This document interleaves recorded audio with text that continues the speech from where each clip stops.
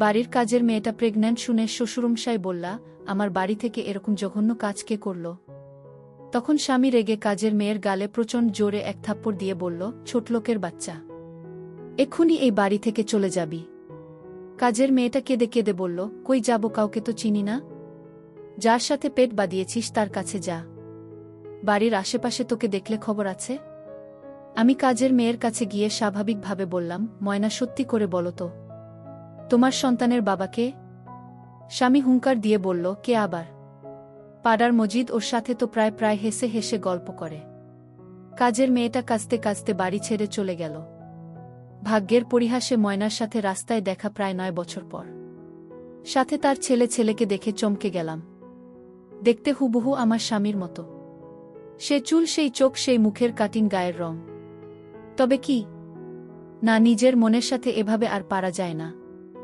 এবার ওকে আমার জিজ্ঞেস করতে হবে, একটা মানুষের চেহারায় এভাবে মিলবে কিভাবে? আমি আর নিজেকে আটকে রাখতে না পেরে দৌড় দিলাম। 9 বছরের অনেক পরিবর্তন এসেছে কাজের মেয়ের। ওর নাম ময়না। আমি কাছে যেতেই ও চমকে গেল। যেন ভূত দেখার মতো অবস্থা। মুহূর্তে আমার শরীরে কেমন যেন একটা বাতাস বয়ে গেল। কাছে গিয়ে বললাম, ময়না, কেমন আছিস?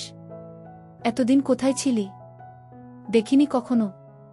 এভাবে কোথায় উধাও হয়ে গেলি, আর ছেলেকে নিয়ে কোথায় থাকিস তুই এখন? একসাথে এতগুলো প্রশ্ন শুনে হকচকিয়ে গেল ময়না। ওদের পোশাকে অনেক পরিবর্তন এসেছে। ময়না আগে যে পরিবেশে ছিল এরকম নেই। একটা সম্ভ্রান্ত পরিবার যেভাবে থাকে সেরকম লাগছে। ময়না কথার কোনো উত্তর না দিয়ে ছেলেকে নিয়ে সামনে এগিয়ে যেতে শুরু করল। যা দেখে মনের সন্দেহ আরও শক্ত হল। কিন্তু আমাকে দেখে ময়না এইভাবে পালাচ্ছে কেন? তাহলে কি আমি যা ভাবছি বা যেটা ভেবে আছি তাই সঠিক? এই সন্তান কি তাহলে আমার পাপিষ্ঠ স্বামীর? আমি ময়নাকে রীতিমতো জোরে জোরে ডাকতে শুরু করেছি। ময়না ছেলেকে নিয়ে একটা রিক্সা নিয়ে নিল। আমিও তার পিছু নিলাম। কিছুতেই থামছে না ময়না, যার কারণে আমার ভেতরটা ভয়ে কুঁকড়ে উঠেছে। ধাওয়া করতে করতে অনেক সময় তার পিছু নিয়ে এসেছি। হঠাৎ দেখলাম রিক্সা থামিয়ে একজন বলিষ্ঠ পুরুষ ময়নার ছেলেকে কোলে নিল। রিক্সা নিয়ে ময়নাদের কাছে যাওয়ার আগেই ওই লোকটা উধাও হয়ে গেল।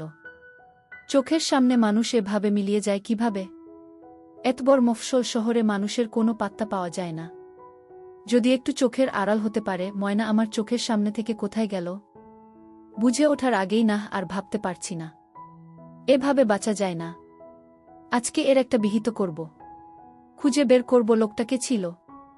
10 বছর ধরে একটা মানুষকে এভাবে সহ্য করে আসছি, যা আজকাল কোনো মানুষ করে না।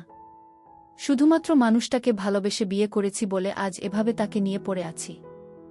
আমার নাম সাবরিনা। আমার স্বামী শাহেদ ও বাবা মায়ের একমাত্র সন্তান।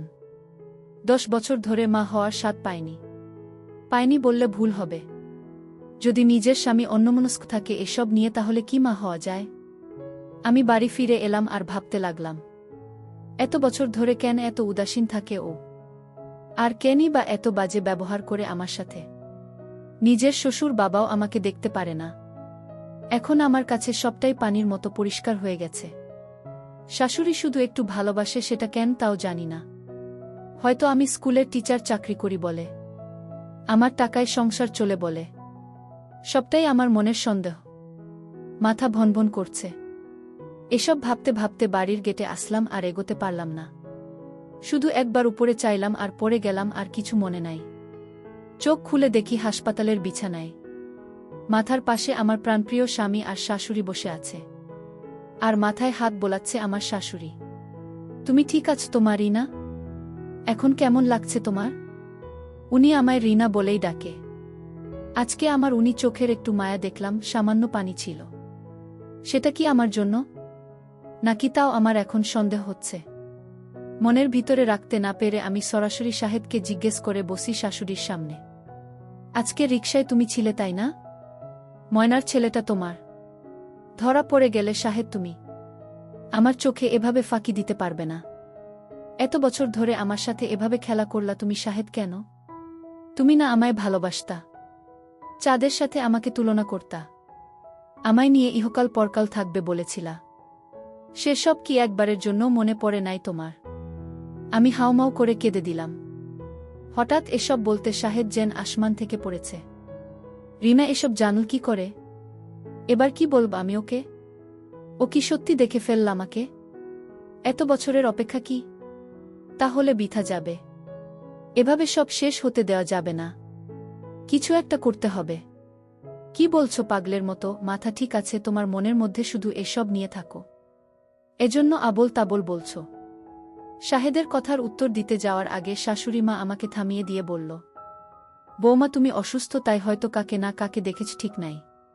তুমি বরং একটু রেস্ট করো। একদম একটি কথাও বলো না। তোমার শরীর একদম দুর্বল হয়ে গেছে। এই বলে উনি বাইরে গেলেন। তখনই আমি শাহেদের হাতটা ধপ করে ধরে ফেলি। এতেও ঘাবড়ে যায় আর বলল, কিছু বলবে রিনা? হ্যাঁ, অনেক কিছু। যা তোমার কাছে উত্তর আছে? কেন করলে আমার সাথে এমন? এতটা বছর ধরে পাগলের মতো ভালোবেসেছি, যা বলেছে তাই করেছি। নিজের সন্তানের মা হতে পারিনি তোমার দিকে চেয়ে। কেন করলে এমনটা আমার সাথে? আর পালিয়ে যেতে পারবে না। এবার আমাকে বলতেই হবে, কেন করলে এমনটা আমার সাথে তোমরা সবাই? ও কিছু না বলে দরজার দিকে যেতে লাগল। আমি আবারও বললাম, এখান থেকে যদি তুমি আজকে যাও তাহলে এটাও মনে রেখো আমার লাশ নিয়ে যেতে হবে বাড়িতে। শাহেদ আর এক পা ও এগোতে পারল না। সোজা আমার কাছে এসে আমার গালে একটা থাপ্পড় মারল আর আমাকে জড়িয়ে ধরে কাঁদতে শুরু করল। তুই মরলে আমার কি হবে? আমি কি নিয়ে বাঁচব বল? যে ভয় এতদিনে দূরে ছিলাম সেটাই বলো কেন? বলে পাগলের মতো আলিঙ্গন করতে লাগল। আমার কাছে মনে হয়েছে যেন আমি সেই আমার শাহেদকে দেখতে পাচ্ছি, যে আমার কিছু হলে নিজের জীবনের মায়া ত্যাগ করে আমার সেবা করেছে। আজকে আমার স্বামীকে খুঁজে পাচ্ছি সেই 9 বছর আগের রূপে। আমার থুতনিতে তার ভালোবাসার পরশ দেওয়াই বুঝিয়ে দিচ্ছে আমি যেন নতুন করে বাঁচতে চাই। তার চোখের পানি দিয়ে আমার গাল ভিজিয়ে দেওয়ায় বুঝিয়ে দিচ্ছে কতটা কষ্ট নিয়ে সে এতটা বছর পার করেছে। তার বুকের সাথে আমার মাথাটা লাগিয়ে আমি শুনতে পাচ্ছি সে বলতে চাইছে, তুমি মরে আমার কি হবে? আমরা তো একসাথে বুড়ো হতে চেয়েছিলাম। আমার সারা মুখে তার ভালোবাসার আলিঙ্গন দেওয়াই আমার এত কষ্ট, এত যন্ত্রণা লাঘব করে হয়ে যাচ্ছে। আমিও তাকে বাহুডোরে আবদ্ধ করে নিলাম আর বললাম, বলবে না আমায় শাহেদ? হ্যাঁ বলবো, আজকে সব বলবো। আর পারবো না দূরে থাকতে, অনেক সহ্য করেছি। এত বছর কেন দূরে ছিলাম জানো? আমি তোমাকে বাঁচাতে এতটা দূরে ছিলাম, বুকে পাথর বেঁধে। আমাকে বাঁচাতে মানে কি সব বলছো? হ্যাঁ, যা শুনেছ একদম সত্যি কথা। কারণ তোমার মা বাবা আর আমার মা বাবা আমাকে বাধ্য করেছে ময়নার পেটে আমার সন্তান ধারণ করাতে। কারণ তোমাদের পারিবারিক তান্ত্রিক কবিরাজ তোমার ভবিষ্যৎ দেখেছে বলল সে, আর সেটা এমনভাবে বর্ণনা দিয়েছে যা আমি বিশ্বাস করতে বাধ্য হয়েছি। উনি বলেছে তুমি বাচ্চা ধারণ করলে তোমার মৃত্যু অনিবার্য। সেটা আমি বিশ্বাস করি নাই। কিন্তু এখানে তোমার মরণের কথা, সেখানে আমার হুঁশ উড়ে গিয়েছিল। তখন তারা আরও অনেক তান্ত্রিক দেখায়, কিন্তু তারাও একই কথা বলে। তখন আমার হুঁশ নেই। আমি পাগলের মতো করতে থাকি, যা তোমার কাছে তখন বিষের মতো লাগত। শেষের সিদ্ধান্ত নিলাম এভাবেই কাটিয়ে দেব সারাটা জীবন। এভাবে চলতে থাকল 1 বছর, 2 বছর, প্রায় 3 বছর পর আমার মা আমাকে ব্ল্যাকমেল করতে শুরু করল। তিনি বলতো, আমার আর কোনো ওয়ারিশ নয়, তুই আমার শেষ সম্বল। তুমি আরেকটা বিয়ে কর, না হয় আমাদের মেরে ফেলে। কিন্তু আমি মাকে বলি, আমার জীবন থাকতে এ কাজ আমার দ্বারা হবে না। আমি শুধু রিনার হয়ে সারাটা জীবন থাকতে চাই। এরপরে কেটে গেল প্রায় 1 বছর। তোমার মা বাবাও আমাকে এক পর্যায়ে জোর করে যেন আমি আরেকটা বিয়ে করি। কিন্তু আমি অনর, আমি তোমায় নিয়ে কাটাব সারাটা জীবন এই বলতাম। কিন্তু কাল রাতটা আসে যেদিন, সেদিন তুমি বাসায় ছিলেন না। সেদিন ময়না আমাদের বাসায় থেকে যায় রাত্রে। আর আমি সেদিন বাসায় ফিরে আসি নেশা করে। আমার মা আর ময়না আমাকে দরজার সামনে থেকে মাতাল অবস্থায় ধরে ঘরের ভিতরে নিয়ে আসে।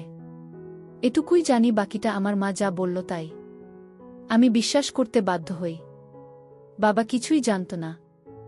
যখন ময়নার প্রেগন্যান্ট হল, তার পেট উঁচু হতে শুরু করল, তখন বাবা আর আমাদের সবার নজরে আসে। ময়না বাবা আর মাকে বলেছে যে দিন রাতে আমি নেশা করে বাড়ি ফিরি, সেদিন রাতে নাকি আমি তার সাথে মেলামেশা করি। তার ফলেটা আমার তখন মাথায় যেন বাজ পড়ল। এটা কিভাবে সম্ভব যে আমি কোনোদিন কোনো মেয়েকে পর্যন্ত একটু বাজে কথা বলতাম না, সে নাকি মাতাল অবস্থায় এক নারীর সম্মানহানি করলাম? এটা কিভাবে বিশ্বাস করি? তখন মাও বিশ্বাস করে নাই, তাই ওকে নিয়ে মসজিদে নিয়ে যায় যাতে ও মিথ্যা কথা না বলে। কিন্তু তার একই কথা মসজিদে গিয়েও সে একই কথা বলল। এই পর্যন্ত বলে শাহেদ থামল। তার চোখ দিয়ে অঝরে ঝরছে পানি। আমি তার মাথাটা আমার বুকে চেপে ধরে নিজেকে দিলাম। আর বললাম, এত কিছু হয়ে গেল, আমাকে কেউ জানায়নি। একটা বার তুমি আমাকে বলতে পারতা। বলতে পারতাম, কিন্তু তুমি কিভাবে নেবে সেটা ভেবে অনেক কষ্ট হতো। তাহলে এই বাচ্চাটা কি তোমার, আর ময়নাকে কি তুমি বিয়ে করছো? না, আমি বিয়ে করি নাই। আমি আর মা মিলে তাদের ভরণ পোষণের দায়িত্ব নিয়েছি লোকচক্ষুর আড়ালে। তুমি এতটাই বোকা যে জানোই না। না, এখন ডিএনএ টেস্ট করে জানা যায় কার বাচ্চা। কি মনে করেছ? চেষ্টা করি নাই, করেছি, কিন্তু ফলাফল পজিটিভ। তুমি কি এমন করেছ ওর সাথে? শাহেদ কান্না করে দিল। রিনা, বিশ্বাস করো রিনা, আমার একটুও মনে নাই। আমি এমন করি নাই। এরপরেও এমন কি করে হল বলো? তাহলে আমিও মানি না তুমি এমনটা করতে পারো না। আমি আবার বড় ডাক্তারের কাছে যাব ময়নাকে নিয়ে। হ্যাঁ, আর এবার সব চেষ্টাই করব আমার ছেলে এমন কাজ করবে আমরা বিশ্বাস হচ্ছে না। তাই ময়নাকে ধরে নিয়ে এসেছি। বাইরে থেকে শাহেদের মা ময়নাকে নিয়ে দাঁড়িয়ে কথাগুলো বলল। আমি ময়নাকে দেখে বেড থেকে নেমে আসতে করে তার কাছে গিয়ে ময়নার গালে একটা থাপ্পড় দিয়ে বললাম, এবার তুই বল এই বাচ্চা কার? না হলে তোকে আজকে মেরেই ফেলব। ময়না সবার চাপে বলে দিল, কার সন্তান? যা শুনে কারো বিশ্বাস হচ্ছে না যে এটা উনি করতে পারে। যাকে আমরা সবাই এত এত সম্মান করতাম, সে এই কাজ করতে পারে। ময়নার মুখ থেকে শাহেদের বাবার নাম শোনার পর পুরো ঘর নিস্তব্ধ হয়ে যায়। শাহেদের মা হতভম্ব হয়ে বসে পড়লেন। শাহেদ অবিশ্বাস আর রাগ নিয়ে তার বাবার দিকে তাকিয়েছিল। বাবা, তুমি এমনটা করতে পারলে? তুমি আমাদের এত বড় মিথ্যা বললে?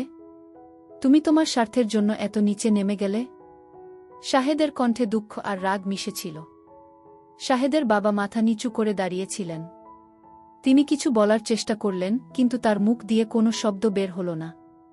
ময়না কাঁদতে কাঁদতে বলল, আমি এই সত্যি আর চাপে রাখতে পারছি না। শাহেদ, আমি কোনোদিন তোমার ক্ষতি চাইনি। তোমার বাবা আমাকে ভয় দেখিয়েছিল, বলেছিল আমি যদি কাউকে কিছু বলি তবে আমার জীবন শেষ হয়ে যাবে। আর আমিও চাইনি তোমার মা বাবার সম্মান নষ্ট হোক। শাহেদ তখন চিৎকার করে বলল, তোমার সম্মান বাঁচাতে তুমি আমার জীবন নষ্ট করেছ বাবা। আর ময়না, তুমি এতদিন কেন চুপ ছিলেন? কেন আমাকে বলতে পারোনি? ঘরে উত্তেজনা বেড়ে যাচ্ছিল। শাহেদের মা তখন ধীরে ধীরে উঠে দাঁড়ালেন। তার চোখ দিয়ে অশ্রু গড়িয়ে পড়ছিল। তিনি শান্ত ধীর কণ্ঠে বললা, এটা আর মেনে নেওয়া যায় না। যিনি এতদিন পরিবারের দায়িত্ব নিয়েছিলেন, তিনি পরিবারের ধ্বংসের কারণ হয়ে দাঁড়ালেন। শাহেদ, রিনা, আমি জানি না তোমরা আমাকে ক্ষমা করবে কিনা, তবে আমি এই মানুষটিকে আর বাড়িতে রাখব না। আইন নিজের পথে চলবে। আমি নিজে তাকে থানায় নিয়ে যাব। শাহেদের বাবা কিছু বলতে চাইলেন, কিন্তু শাহেদের মা তার কথা থামিয়ে দিয়ে বললা, তুমি যা করেছ তার ফল ভোগ করার সময় এসেছে। তোমার এই পাপের শাস্তি তুমি পাবেই। 2 মাস পর শাহেদের বাবা তার কৃতকর্মের জন্য তাদের কাছ থেকে অনেক দূরে। তিনি সেখানে নিজেকে সংশোধনের চেষ্টা করছেন। ময়না শাহেদের পরিবার থেকে আলাদা হয়ে গেছে, তবে তার সন্তানের দায়িত্ব শাহেদ নিয়েছে। রিনা আর শাহেদ নতুন করে জীবন শুরু করেছে। রিনা অনেক কষ্টের পর শাহেদকে ক্ষমা করেছে, কারণ সে বুঝেছে শাহেদ এই পরিস্থিতির শিকার ছিল। তারা একই সঙ্গে নতুন করে জীবন সাজানোর প্রতিজ্ঞা করেছে। শাহেদ নিজের ভুলগুলো থেকে শিক্ষা নিয়ে প্রতিজ্ঞা করল যে সে কখনো মিথ্যার আশ্রয় নেবে না। তার জীবনে প্রতিটি দিনই এখন পরিবারকে ভালোবাসা আর সম্মান দেওয়ার মধ্যে দিয়ে কাটে। গল্পটি এখানেই শেষ হল। এই গল্পে ন্যায় বিচার, ভালোবাসা এবং নতুন করে জীবন শুরু করার গুরুত্ব তুলে ধরা হয়েছে। গল্পটি ভালো লাগলে লাইক দিতে ভুলবে না।